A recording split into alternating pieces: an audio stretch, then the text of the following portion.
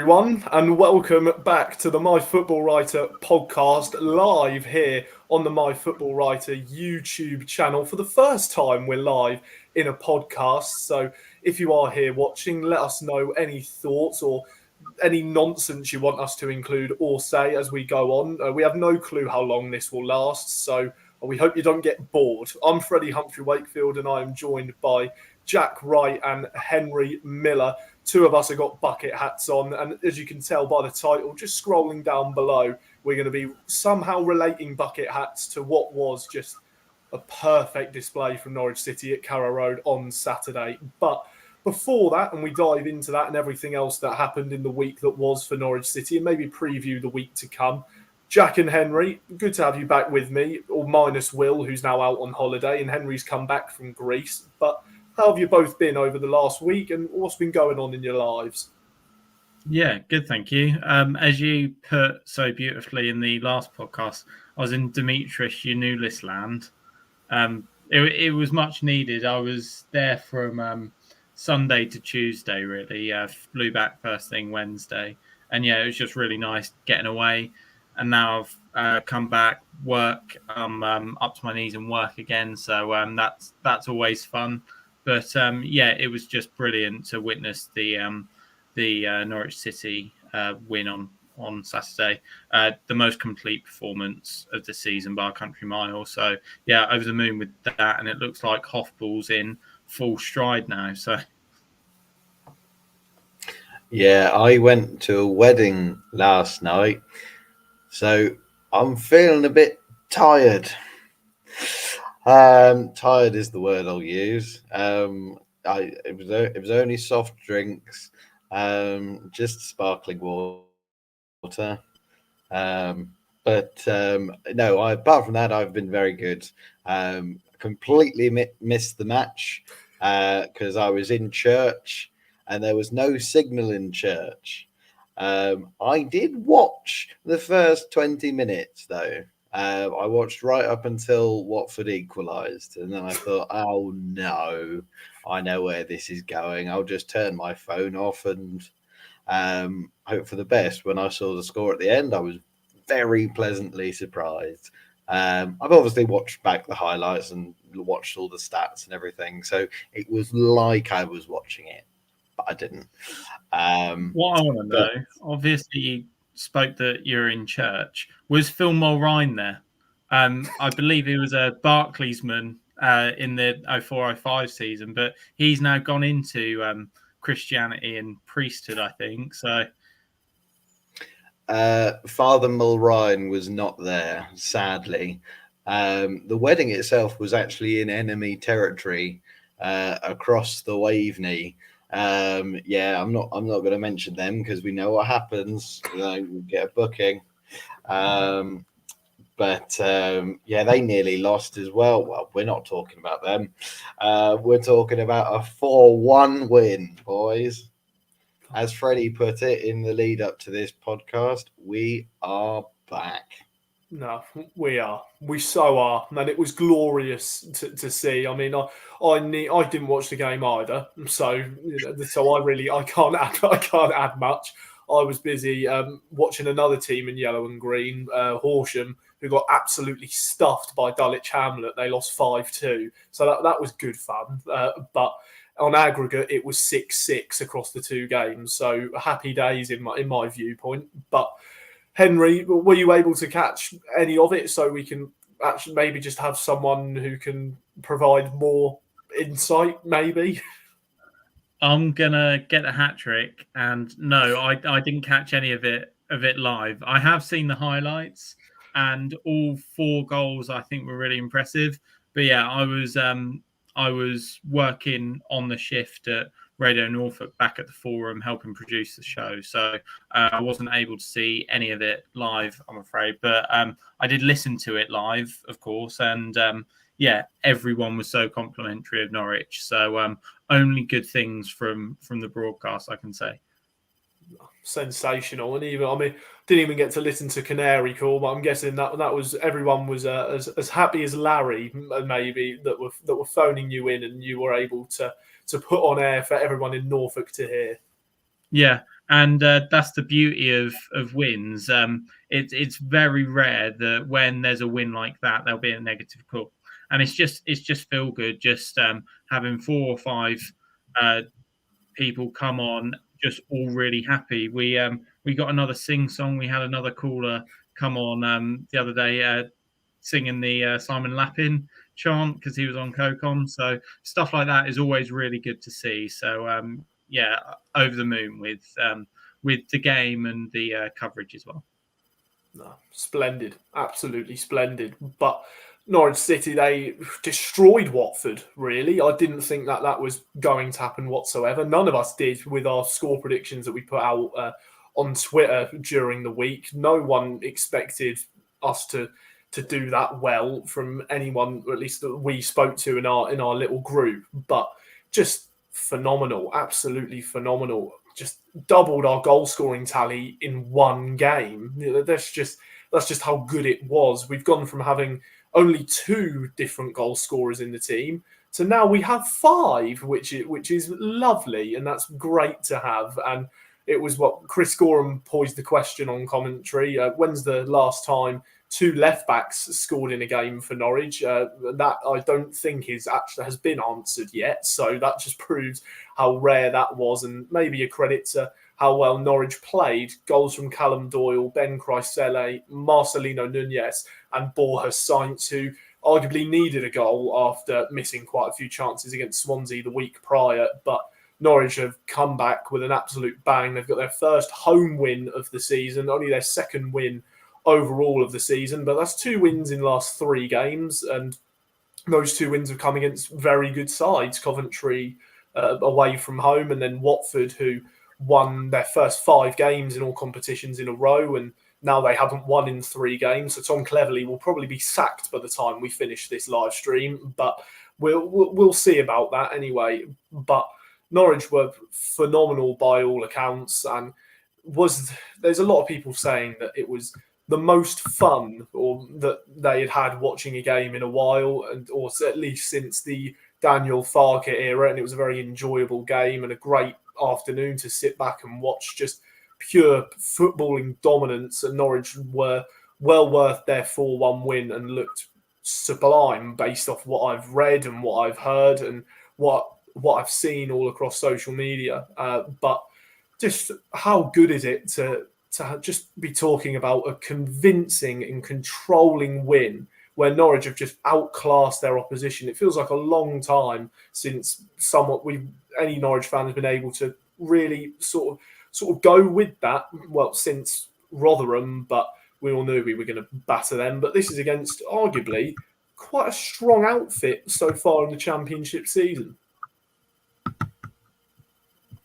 Yeah, I think it's just good to have that feel-good factor back around the club. It sort of reminds me of this time last season where we obviously went on that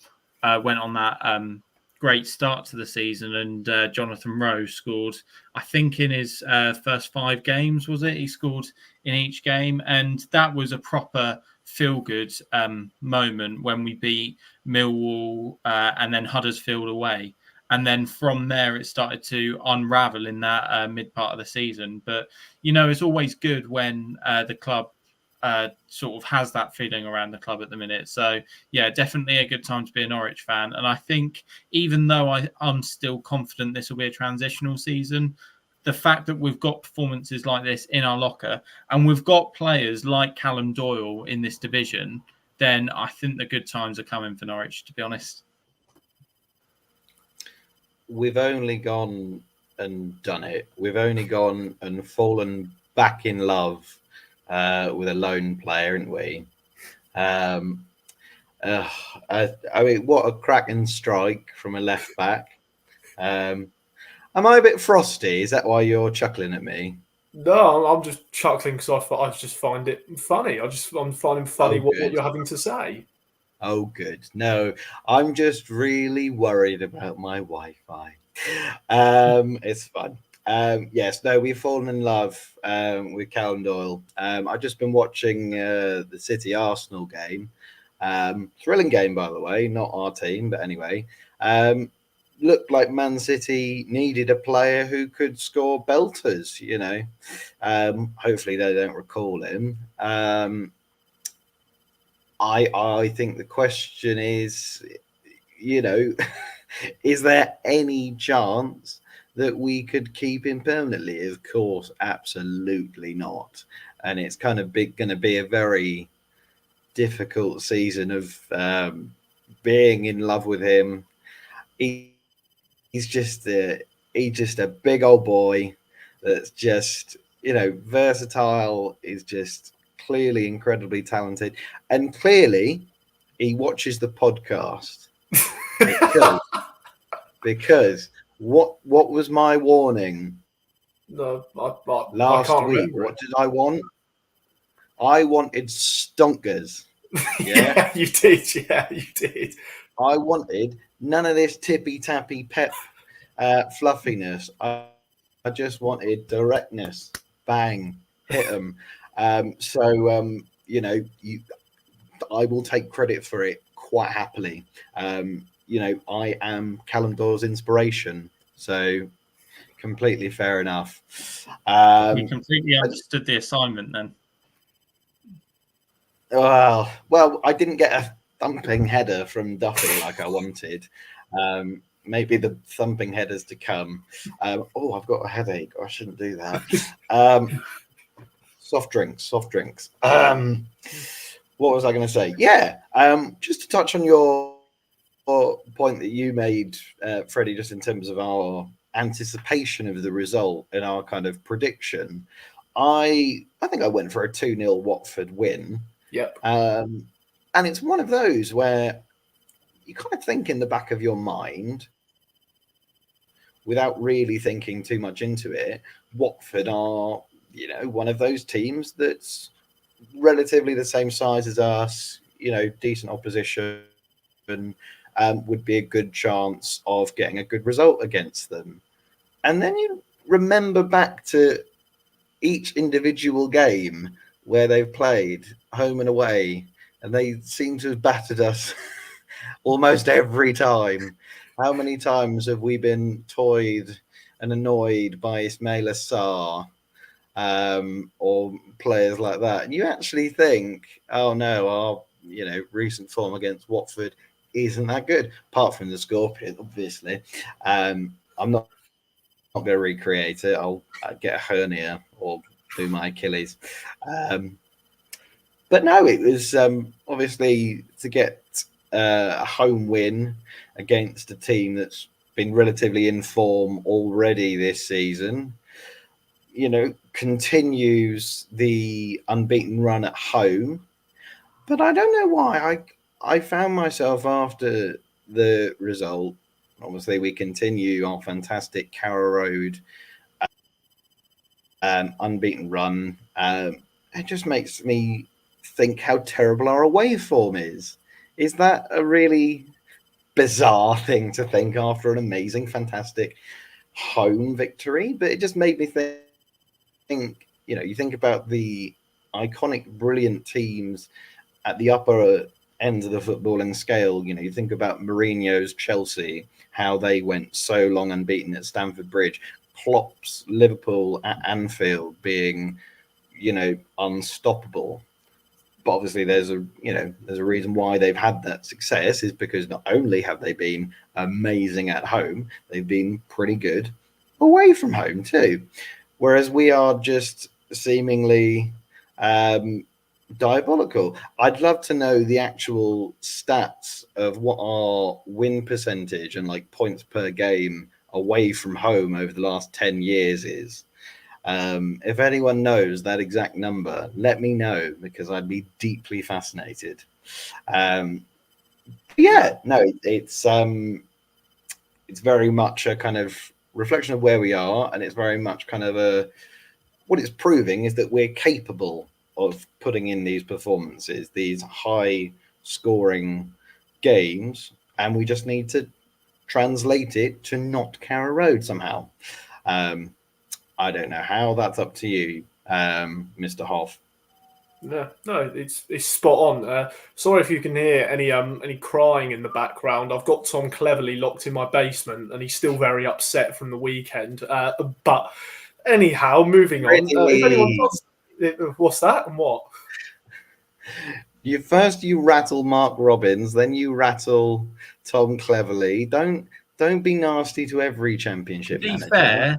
To be fair, before the game, Tom Cleverley did say that Narcis Palach leaving would have really caused our backroom team some issues, and it could have been a disruption. And yeah, then they obviously come here, get spanked 4-1. So, Tom, how'd you like them apples, mate?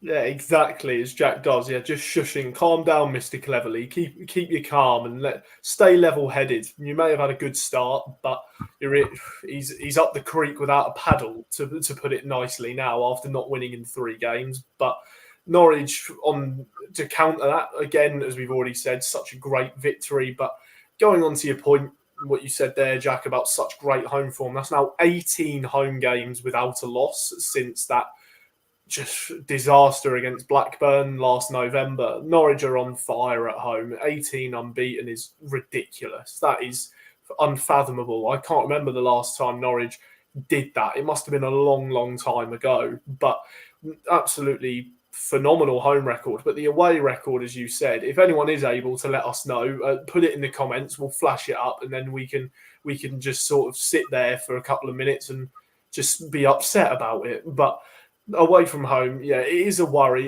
It's arguably, you could argue it's something that you can think about in the back of your mind after such another convincing home victory. It just makes you think, well, why couldn't we have done that against arguably a poorer 11 in Swansea last week, where we had a fair share of chances? But you think of quality of opposition, you maybe associate Swansea and Watford on a similar level, but Norwich away from home just can't seem to do what they can in front of a home crowd. It really does feel like maybe they need that 12th man just to boost their morale that little bit more. And away from home, maybe they do struggle. Maybe a lot of the players, maybe they have that lurking in the back of their mind when playing away from home, and they know that they don't want it to happen again. And then you have that subconscious of, you think something's going to happen, it is going to happen. And if the home crowd can really get on your back, you're going to have a tough time. You're going to be put off and you'll be distracted. I believe it's only 7 wins in the last 28 away games in the Championship. And when Norwich have got to go away from home in their next game against Derby, who have had quite a decent run of form at home so far, and I saw something earlier, I can't remember the exact player, but there's a Derby player who's about 10 games off being the longest run of appearances in the league without scoring a goal. Given Norwich's Ryan Nyambe. There we go. Ryan Nyambe, right back, used to play for Blackburn, for what it's worth. Gone Namibian. over 250 games without scoring a goal. Norwich have got bad away form. Derby have got good home form. What do you think is going to happen? You can all guess. You can all leave a guess, because I've bookmarked it. Don't you worry. Very good, very good. But that would be really typical. But maybe just quickly looking forward to that Derby County game again, where Norwich are their favourites, and given the performance they showcased, what will be at the time a week prior, there's every chance it could be almost a carbon copy of Swansea. Norwich play their opposition almost off the park, and they're really good tactically, and they're very strong, and they have just everything almost go right for them. And then the very next week, a game which looks so winnable, but they could end up just struggling in the game. And well, Derby are very good at set pieces. We're not the best at defending them. That is going to be Derby's biggest strong point. But what do you think, maybe just slightly looking forward to that game at Pride Park? Do you fancy Norwich's chances, or are we in for what could be another really just bit of a dross display on the road once again? Well, after Watford, I think you have to fancy Norwich's chances. But look, we can't underestimate Derby. They've had a really good start to the season, for what it's worth. I think I'm guilty of this. In our predictions, I put Derby to finish bottom. And I think based on that, they have shocked. quite a lot of teams. And I think Paul Warne finally is sort of getting the results he deserves at this level. And this is his bread and butter, if you like. This is his chance to properly stay in the Championship and get backed with a decent squad. And I think it's going well for him. So, as you touched upon, Freddie, our away form has been quite poor. And I think you're spot on. I think it could be a carbon copy of the Derby game, of the Swansea game. And I think they'll make it really difficult for us. What we need to do is hope Borja Sainz has got his scoring boots on this time, though, and take our chances and be clinical. If we can, and we can create 2 or 3 good chances for him, hopefully he can put one away, or Sargent can put one away, or we could get that bullet header from Duffy and get the result. But if we do win, I think it will be a narrow one, either a 1-0 or a 2-0, to be honest. Yeah, well, I think generally from what I saw from the Watford game was kind of the style of play that we all are expecting Norwich to play under, Hofball, as we shall call it. It's evolving. It's polishing. We spoke about young players feeding on confidence. And you definitely saw it with Borja. He definitely clearly went to the training ground and did a bit of shooting practice. But no, Oscar the Ox, again, very impressive. Young Kellen Fisher coming in for Stacey. Big shout, big performance. Not one that we've really touched on. And a player who hasn't really had much of an opportunity so far this season. I think it's a good headache to have now that we've got competition for places at right back. Poor Jack Stacey better up his game. I always say that poor little Kellen, he looks like he's won a ticket in a cereal box. He doesn't quite have the physique of Kellen, if you're listening, I love you. But maybe grow a beard. I don't know. I can't talk. I can't grow one. Grow one like Henry. I've completely lost my train of thought. Anyway, yes, the style of play. There were parts of the build-up where it started from the back. And under Wagner ball, Duffy would have dawdled with it. Kenny would have sort of flopped around and kind of waved his hands in the air, and then it would have been passed back to Gunn, and then the river end would get all grumpy, and the Jeffrey Watling, and then the snake pit and everywhere. But there was less of that. It was more kind of forward thinking, looking for a forward pass, quick moving, actually like creative passes, which again is fantastic. And obviously, I don't know what the XG was in the game. Obviously, Doyle's chance would be quite a low XG. But we created a lot of chances, finished them off this time. And against Swansea, created chances. That's 2 games in a row where we've created stuff, but just not put it in the back of the net. 4 goals is the confidence we need. Obviously, we're coming up against a team that finished second in League One.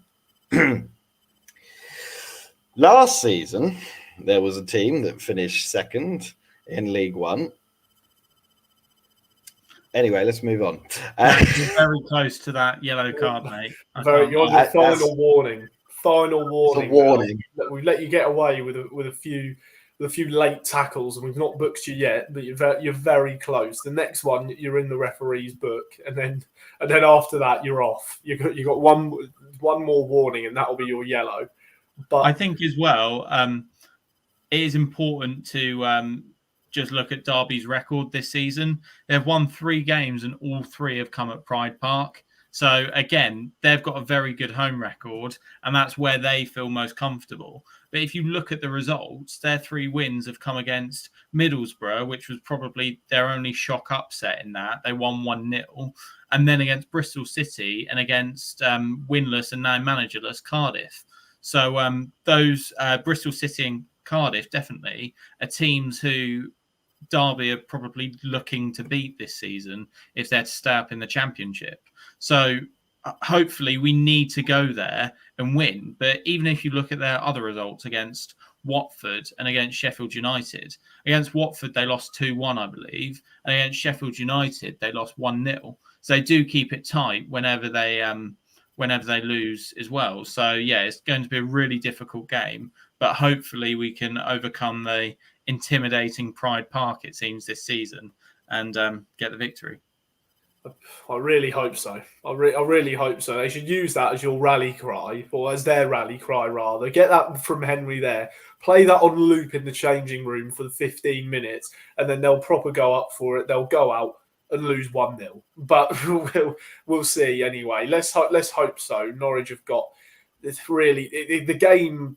It's annoying that it is away from home. If it was another home game, then I think the confidence levels would be even higher. But the fact, given just their dire away form, and Derby have, as you just said there, Henry, done really well at home so far this season, it just seems like it's destined for one thing to happen at Pride Park next Saturday. But who knows? Norwich could completely upset the odds, and we'll have to wait and see as to what happens. They'll have to really focus their game. And even Johannes THORUP, in his post-match interview, he was still critical of a few things afterwards. And that, for me personally, is very refreshing to see. A manager who, even though we've had a near perfect performance and we've got such an incredible result, and we've played a side who have been good at the start of this season, and we've played them off the pitch, but he's still noticing these areas of play where Norwich can improve and they can be better, and he knows what he needs to work on. It just makes the project so much easier to believe in, and he seems like, if anything, the perfect man leading it right now, despite the fact results maybe haven't been there so far. But it's just, what do you both make of that? I just think that is such a good thing to see, where a manager can, despite such a great result, they're able to identify and put aside the positivity and just go, well, yes, it's great, but there was this, we needed to do this better. I just think that's very, very nice.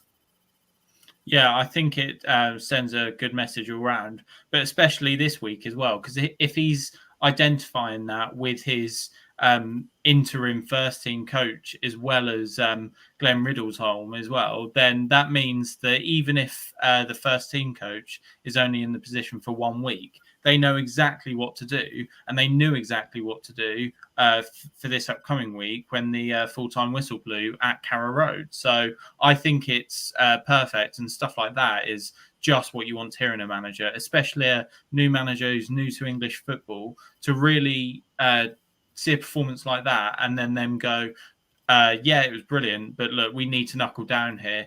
We need to improve that away record, and we need to just go and blow Derby away like how we blew Watford away. I think is such a positive thing, and that's what is making Johannes THORUP stand out as not only a class manager but a class man so far as well.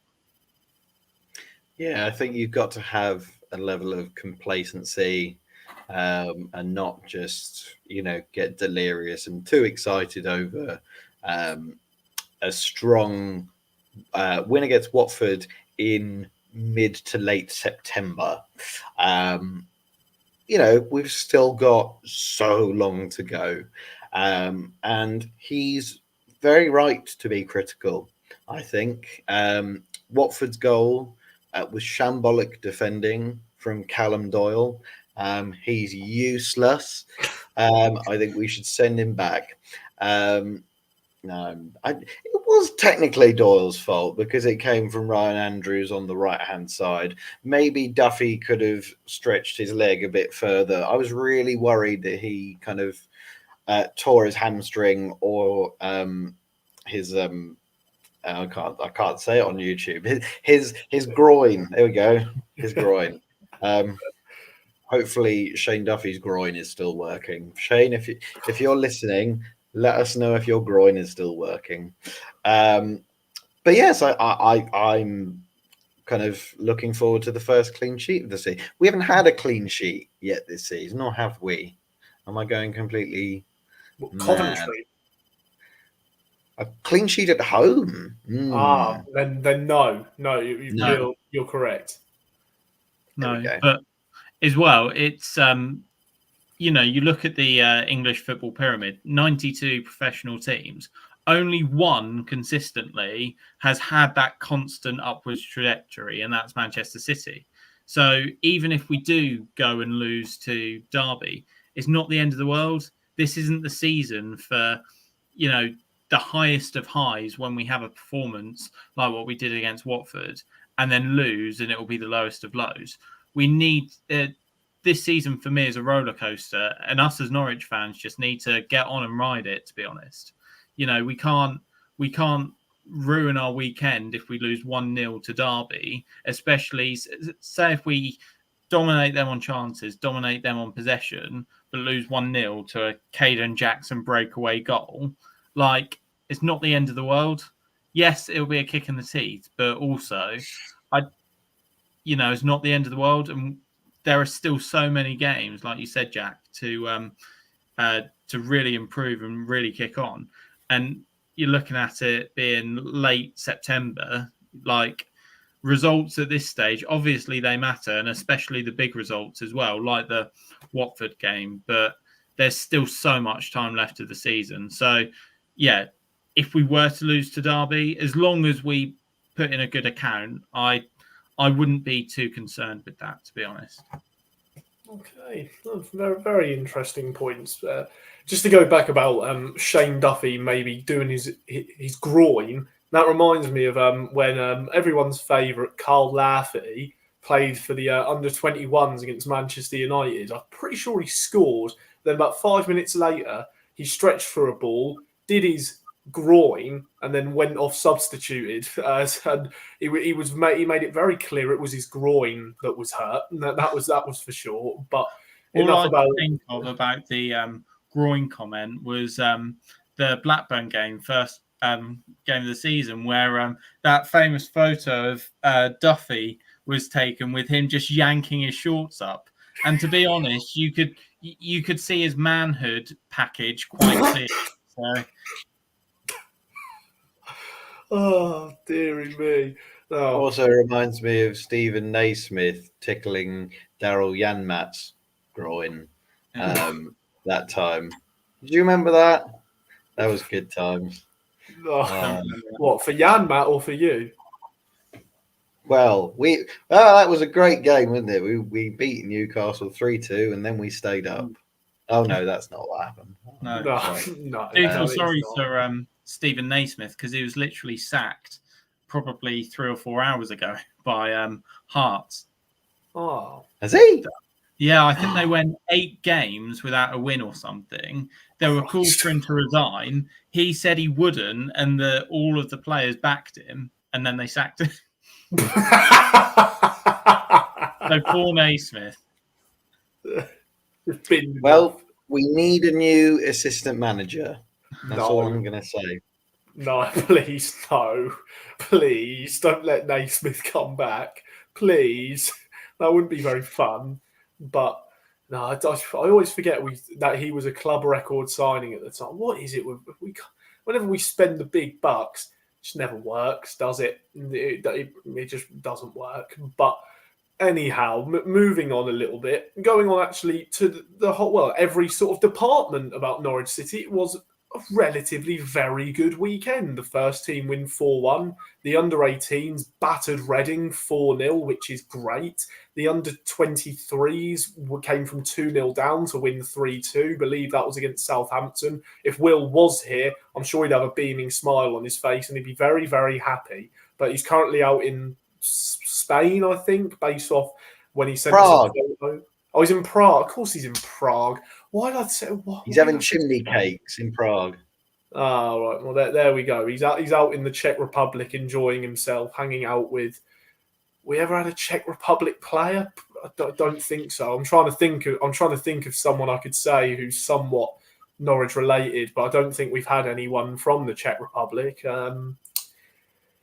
We've had players from sort of Eastern and Middle Europe. No, there's no one from the Czech Republic who's played for it. If anyone does know, comment it below, and you know a lot more than all us three do. But even the women's team as well, they had a 2-2 draw with Chesham today, and they scored a very late equaliser to be able to do so. Got themselves a point. They remain unbeaten in their own division. So Henry, I'll hand over to you for this, being MyFootballWriter's chief reporter for the women's team. So the floor is yours. Take it away. Yeah, so as you mentioned, Freddie, they drew 2-2 with Chesham United today. And to be honest, it was quite frustrating because it's obviously a game that Norwich would have been overwhelming favourites. So Norwich went into it top of the league and Chesham third bottom. And Chesham went ahead 1-0, and I believe that was just before halftime. So the halftime score was 1-0. So that would have sort of spurred Norwich on to play and move up a gear to try and get that result. And Ellie Smith, who's our player of the season last year, she's an absolutely phenomenal player. She was on the bench. So basically 60, 70 minutes, she just came on and it was like, okay, we'll bring the big guns on now. And I think when she came on, everyone thought, okay, Norwich are probably going to win here. And we did equalise, but then Chesham hit us again on the break and it was 2-1. And this was in the 85th minute. So we're probably thinking, with Norwich City women, you never know. Like, you can never rule them out. But it is a bit of a kick in the teeth that it looks like the first defeat of the season was on the cards. And then the centre-back, Kerry Fly, popped up in stoppage time to get the equaliser for Norwich. And whilst it maintains our unbeaten start to the season, effectively with the layout of the league, you sort of need to win every game in order to get promotion. So there's only one automatic spot and there are no playoffs. So really you need to be inch perfect to get promoted. And obviously last season we lost one game that was on the final day of the season and still didn't go up. So at the minute it's not costly because our nearest challengers are Actonians and they drew today as well. So they also dropped points. And which puts us 2 points clear of them. And then Real Bedford, who got promoted last season, they're on 10 points in third, but they didn't play today. And even if they were to win that game in hand, we'd still be ahead of them on goal difference. So it's not the end of the world, but hopefully in the next couple of weeks, we can turn that 1 point into 3 points and get back on winning ways again. But I guess I should also touch on the plate result from last week. Didn't do a match report from this because I was in Greece, but I'll sort of do like a combination match report tomorrow about both of the games. But we played a Brighton and Hove Albion under-21 side and won 1-0 in what was a very impressive display. Obviously, Brighton are in the Women's Super League, so their under-21s have a clear pathway into professional women's football. And to beat a team who are an established academy of a Women's Super League side is impressive. So, we go marching on in the National League plate, which is obviously good as well. So a lot to be positive about, but it's just a shame we couldn't get over the line and get the 3 points today. Yeah, no, it is frustrating, but the Andy Cook start has been very good. Norwich still, well, apart from the loss to them lot in that game, which decided whether they would be in the plate or the National League Cup, I believe. Yep. So that there was that loss, but that's the only one they've had, and that was against higher league opposition. So they're pulling their own weight against sides that maybe are of equal quality to them. And again, a good week for them, and hopefully, as Henry said, they can end up turning 1 point into 3. But still sort of relating to Norwich City, one last point before we go on to some quick fire takes. And anyone who's watching, you are welcome to join along with those and give any thoughts in the comments. But Narcis Palac, of course, left as one of the backroom staff, and he took Paul Clements, the goalkeeping coach, with him to Stoke City. They had a game on Friday night. Narcis Palac captained one of his old players he used to coach, in Ben Gibson, and they took on Hull City. Abu Kamara sat on the bench and didn't play. Rumour has it he's just put in a transfer request, apparently. But anyhow, it was a bad start for Palac in his first full job in English football as a first-team manager. They lost 3-1 at home to Hull City, who just came from behind, and they played very well, and Stoke just looked off the pace. But I just found that really funny that of all players he could have chose to captain, he just went, "Here you go, Ben Gibson. You'll be my leader. You are my main man for the rest of the season." And of course, anyone probably associated with Norwich looked at that and thought, no wonder this bloke wasn't our first team manager when Wagner went. But anyway, I did ask that. I did say that. I believe it was in the midweek video with Will that me and him did. But just with you two, your thoughts maybe just on Palac leaving, and we're sort of just touching on it there. Do you think that the fact that he went off to Stoke, was it a bit odd, really, that although he evidently had a desire to be a first-team manager at championship level, that was it maybe odd that Norwich didn't think to use the internal route, or was that probably that they always had a target lined up from an external point of view, and Palac maybe was never in the conversation? I don't think it was odd. I think Norwich always wanted to go with an external candidate, from what I believe. But I think the thing with Palac, it was really interesting that Johannes THORUP wanted to keep him on, and he had that spell working with JHT. This is a man who's worked with a range of managers in this division, ranging from JHT and Wagner to Neil Warnock as well, when he was at Huddersfield. So, and I think he cited that his footballing inspirations are Pep Guardiola and Neil Warnock. Like, you couldn't get to different sides of the spectrum if you tried. But for him, I am really pleased for him, because it makes complete sense, him getting that move to a first team manager. And I wish him the best at Stoke. The word disciple is sort of brandished around probably a bit willy-nilly, but he has been sort of labelled as a disciple of Carlos Corberán, who I think is probably the best manager in this division. I really like Corberán and what he's doing at West Brom. So if Palac has got time at Stoke to properly sort of bed in his philosophies, and maybe even get in who he wants in January, or maybe even next summer, then hopefully he can get Stoke back to the levels that their fans probably expect. But with Stoke, you can never tell. You look at Schumacher. He won 2 games of their opening 5 and got the sack. So not saying they're Watford-esque, but he might have 6 months, 6, 7, 8 months at best. And if he keeps them up, which is what Stoke have been doing, ever since they've come down to the Premier League, just scraping Championship survival, that might not be good enough for Palac. So whilst I'm pleased that he's got that moved as a number one at a Championship club, it does concern me that it's Stoke and not a club, say, like Swansea, who famously gives their managers time. I feel like Stoke, and taking that job, he might be up against the clock, so to speak. But no, good luck to him. I might be wrong, but did he not play Gibson at right back as well? He did. It's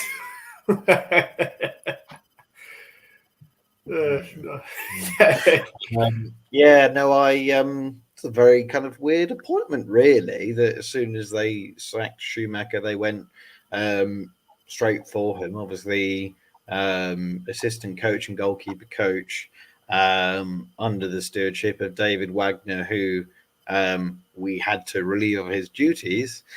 They stayed on, and then we get compensation for them.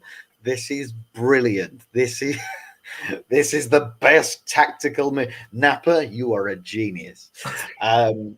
Just yeah, it's a weird appointment, and I think it's reflective of how trigger happy and jittery owners of championship clubs and kind of directors of championship clubs are so far this season. It seems like you said, Henry, as soon as there's any small whiff of something going terribly wrong, boom, gone. Maybe more than usual. How many sackings have we had already in the championship? 4 or 5, I think. Bullet, Lowe, Schumacher. Who am I missing? There was Preston's interim when Lowe left. I think he had one game when he left. End, didn't he? Yeah. So there's 4. Yeah. Is there another one? I think there's only 4. But still, that's for considering what we're a month into the season. It's interesting, isn't it?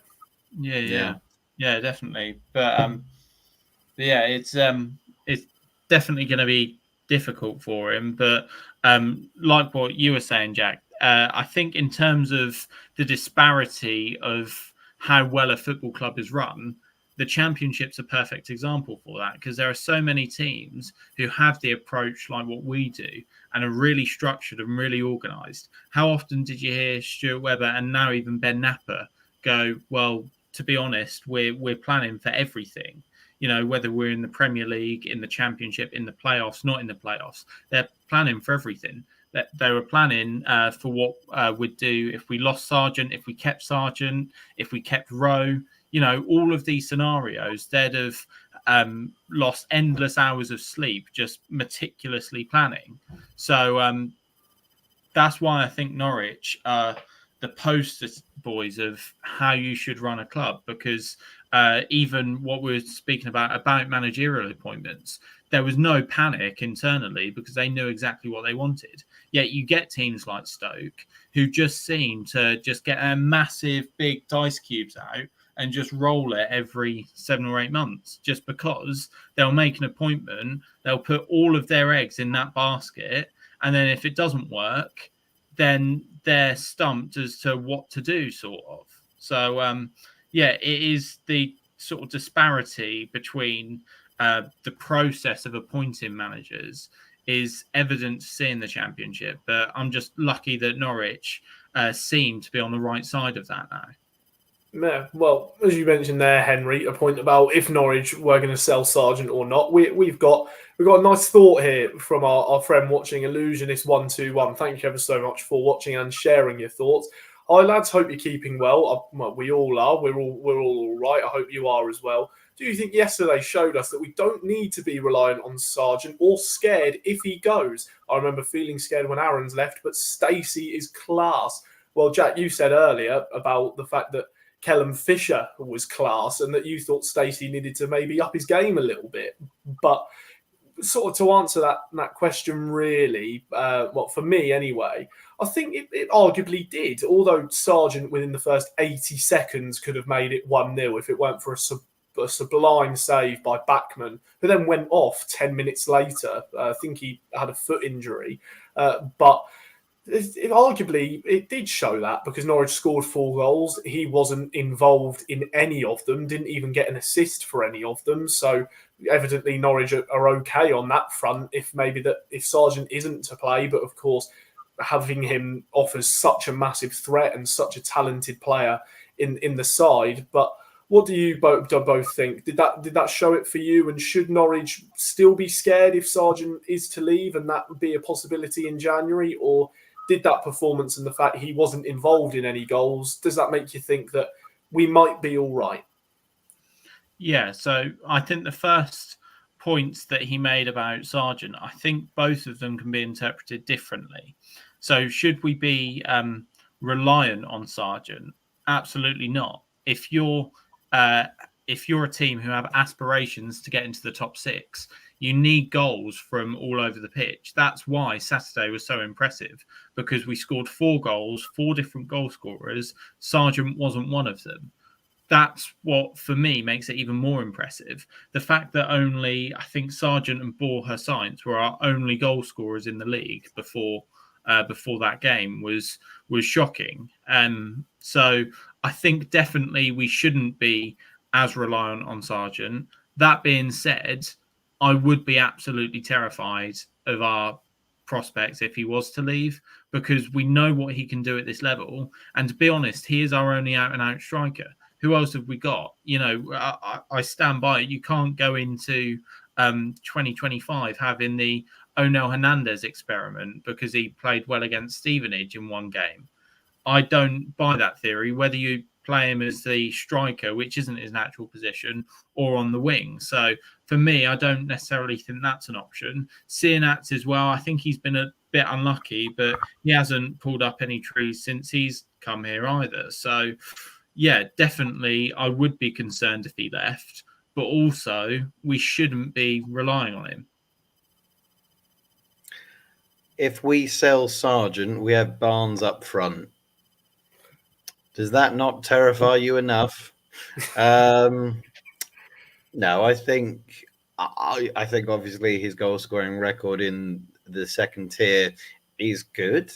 I think the other main adjective that you'd use to describe Josh Sargent as opposed to prolific is also fragile. That, you know, his injury record is what it is. It seems like every time he goes on international duty, he gets a knock or something. So in a world where, you know, we might sell him for a decent fee, something like 20 million, I think we'd take that for Sarge, 20 to 30. Take that, spend it, you know, a 5 to 10 mil young championship experience striker with a better injury record. That's definitely doable. And I definitely think no promotion this season means no Sargent next season. I think even, you know, crystal ball looking that far ahead, I think what would it be then? It would be a 4th season in a row for him in the championship, when he'll be going into a World Cup year in his home nation. He's going to want to get in that America squad. He's going to want to prove himself. So unfortunately, it's part and parcel of where we are and, you know, the size of the club. But yeah, 20 to 30 million would do me just fine. Certainly would.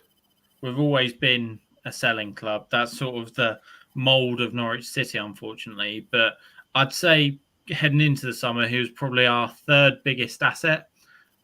The 2 in front of him in that pecking order has moved on. And as you said, Jack, obviously Borja Sainz is in that conversation of a sellable asset now, I think. But a World Cup year in his home nation, Josh Sargent is going to be at the very top of people's shopping lists, and he is going to be our biggest asset. So I think you're absolutely spot on.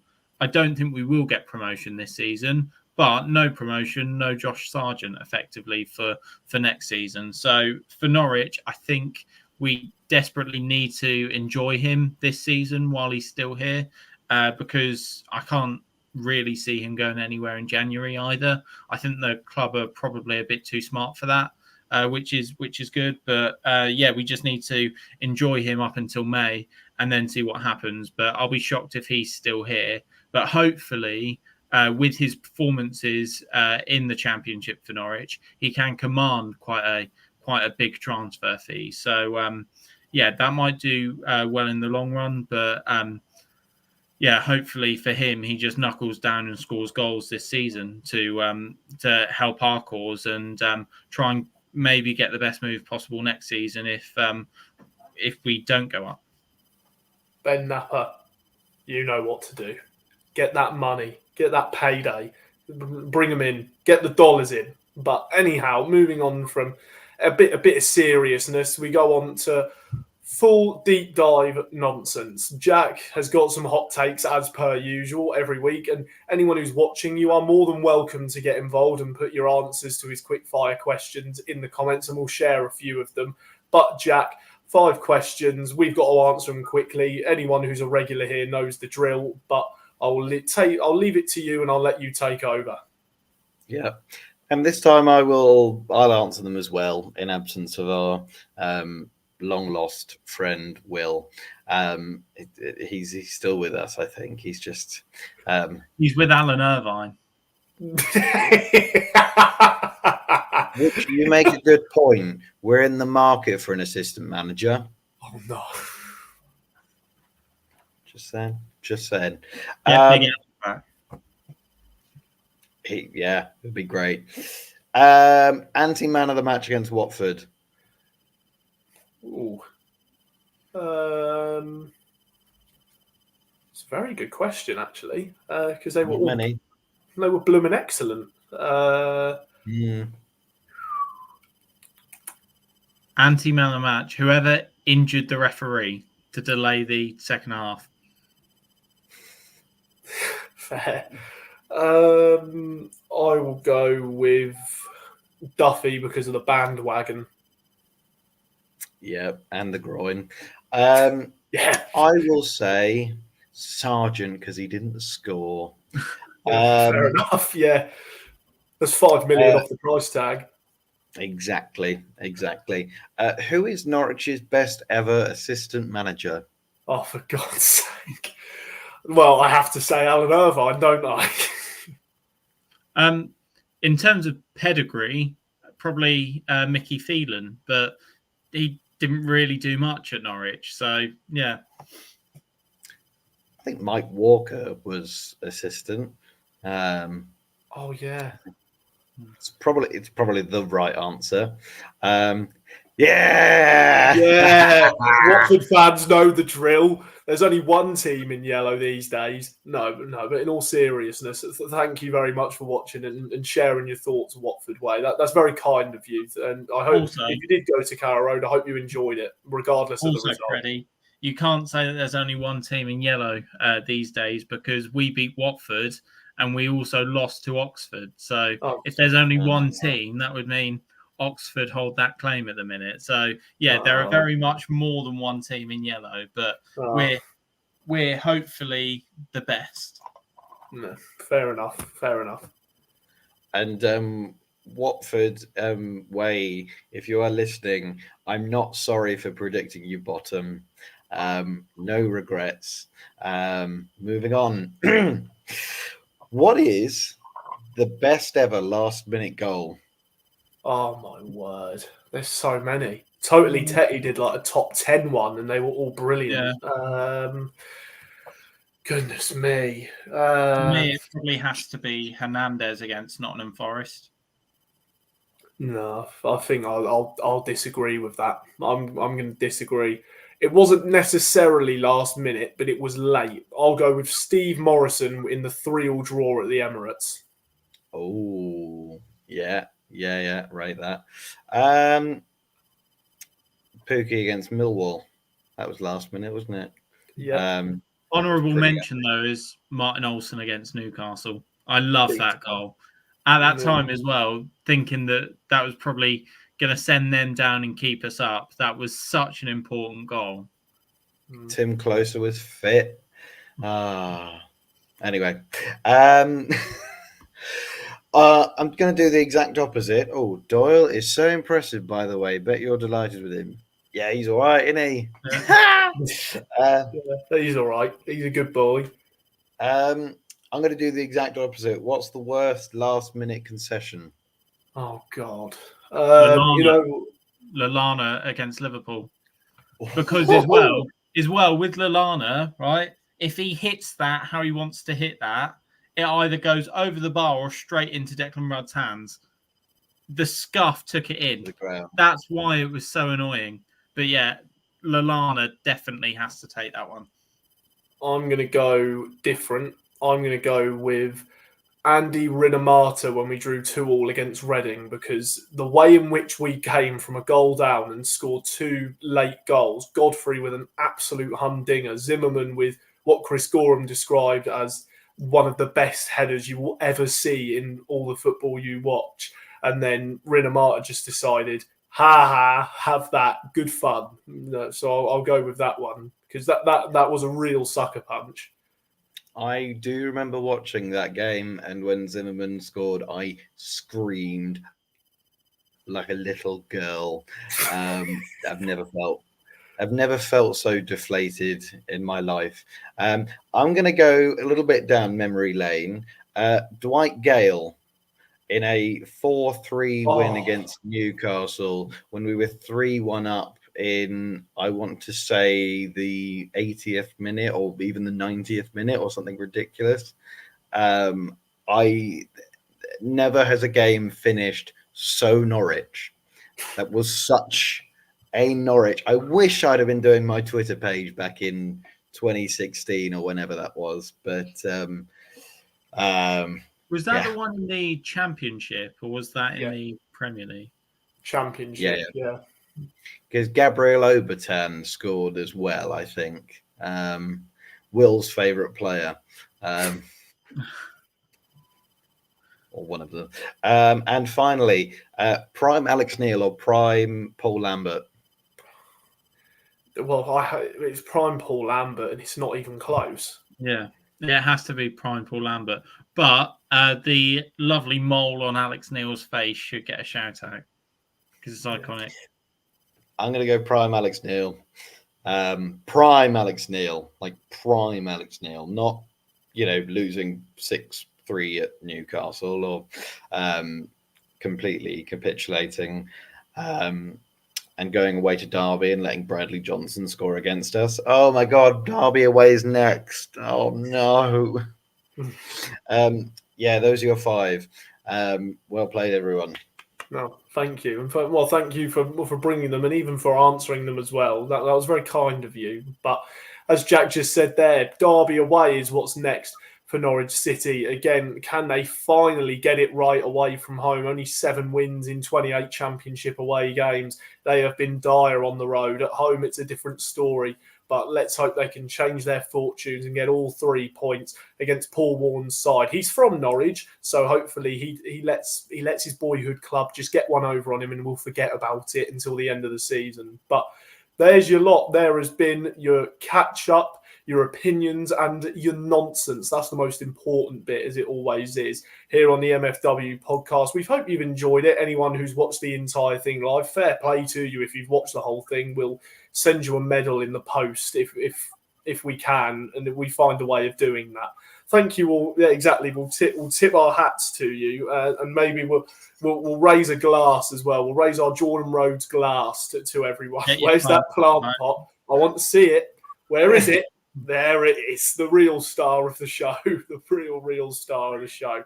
But anyway, thank you all for watching here live on YouTube or listening on Spotify if you have done that as well. It's goodbye for now, and we'll see you next time for the next video here on the MyFootballWriter YouTube channel. Lovely.